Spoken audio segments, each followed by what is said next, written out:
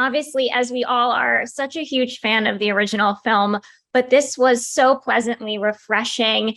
And there was just so much to unpack with this series. It was truly a beautiful journey. So congratulations. Oh, that's so good to hear. Wow, thank you. My first question is for both of you. It's kind of a big one. How will your characters, Carson and Max, help each other throughout the series find their voices in a time when they are constantly being silenced? Wow. Yeah, I mean, I think that Carson and Max kind of provide a safe place for each other. There reaches a point in the series, in the season, where they kind of feel like they can only talk to each other about very specific things. They're the only people in their lives that they can openly just say what they feel about what they're going through, whether it's about baseball or it's about queerness and the lives that they're trying to lead in secret. And so yeah, their friendship becomes just a really beautiful form of sisterhood, in a way of just love and kind of support for each other. Yeah.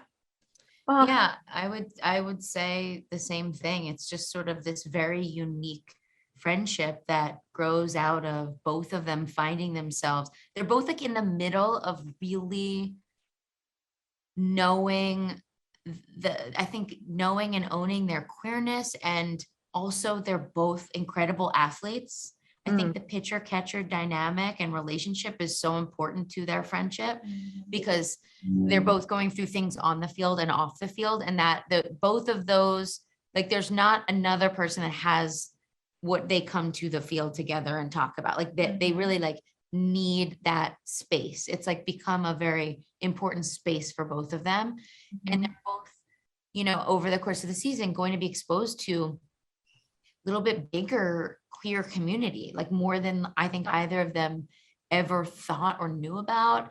But before that happens and on the way there, Carson and Max, when they have their time together, it is sort of like the first queer community they have, which I think is really important in that journey.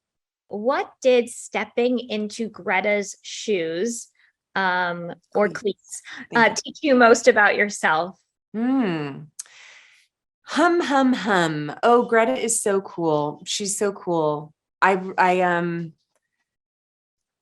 That is such a good question. I mean, I think maybe like I was scared to play Greta. She's like cooler and more confident and has more like swag than the characters I normally play. And it felt very out of my comfort zone to play someone like sexy and smoldering, and that's just not my thing.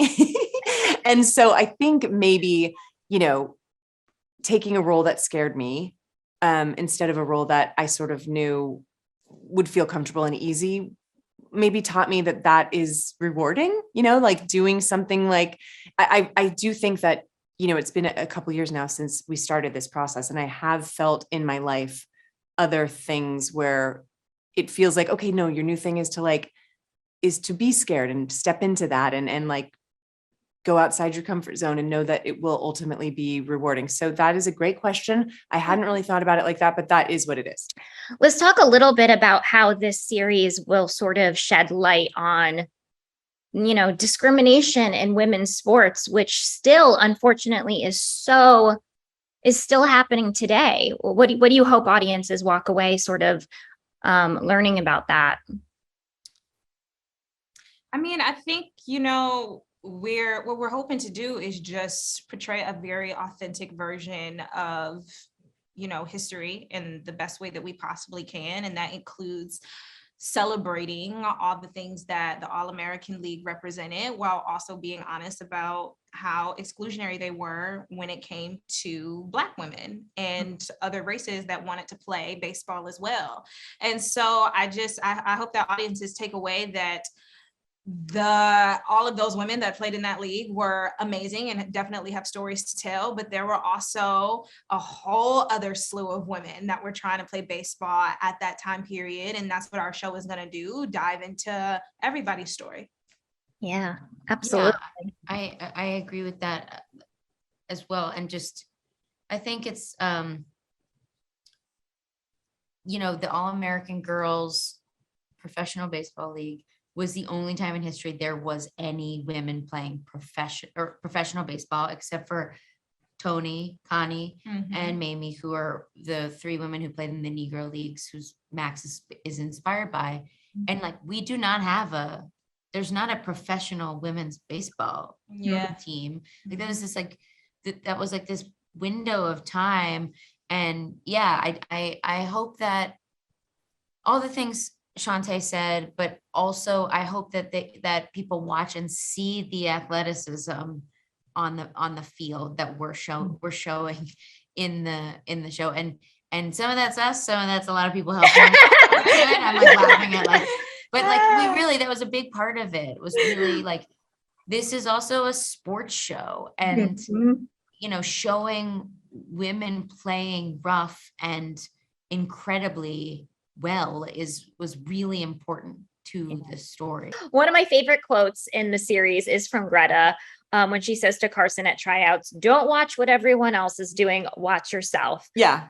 Yeah, it's so good. In your opinion, how important is it to see especially female characters on screen as supportive team members rather than being pitted against each other? I mean, it feels like very true to life to me. I mean, like the way this show, the characters in the show, like emulate the actors in this show, emulate. Like we a bunch of actresses who didn't know each other get to be in this big old show. And, you've heard the horror stories, like the backstabbing or the whatever, the attitudes. I mean, this was not that. This was like a team of women that wanted nothing but to make each other look great and support each other. And the thing we would always say to each other is, "I see you," like not, especially during baseball, if someone did something great or tried to do something great or made the move and didn't quite get it. But if you heard like, "I see you" from across the field, it was just like, great. So anyway, I think it felt true to life. It felt what I know Abbi Jacobson now for 15 years, and I know that's who she is. And she's someone that lifts other women up and, is a team player. And I don't know, it just felt right. It felt like exactly what we were doing. What is something that fans of the original film will love about the series, but what's something that's also going to be pleasantly surprising? Okay. I mean, I think if you love the world of League of Their Own, for me, it was like the 40s and the baseball and the like team aspect and all these like different female characters that were also different from each other coming together. Like, you've got all that in this. But, we get to really expand it, and we have many more hours. We have 8 hours instead of, a 2-hour movie. Like, we really get the luxury of time and the luxury of the year we're living in, that we get to sort of like see the real stories of what was happening, with women whose stories aren't normally told and who we don't usually get to shine a light on. So I think, I really do feel like if you are a fan of the movie, there's like nothing but good surprises in store for you for the show. I think that fans will love the fact that we are not remaking the movie. We're not touching the classic, we're reimagining a whole new world with new characters. And I hope they'll be surprised by what the league and what being a woman who played sports at this time was really like. Yeah, awesome. Abbi, what about you? Pleasantly surprised. And what was it? Or what they'll love about the series. Okay. And I think fans will love the Easter egg nods to the film, even though it's totally different. I think they'll be pleasantly surprised by how many crushes they have on our ensemble. Yeah.